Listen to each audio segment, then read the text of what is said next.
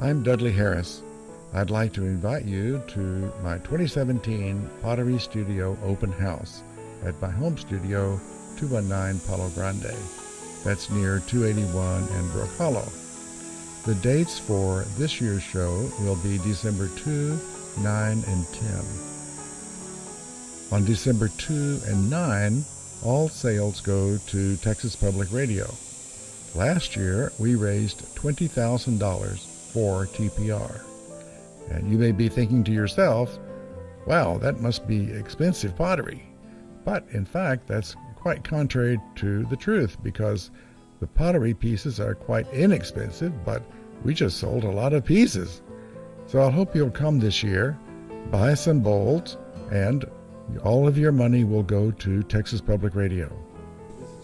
I work on the potter's wheel with stoneware and porcelain clay. I make pottery that's useful and good to use. It's safe for food, microwave, and dishwasher. Bowls are my specialty, and my pottery style and glazes reflect my study of Japanese folk pottery.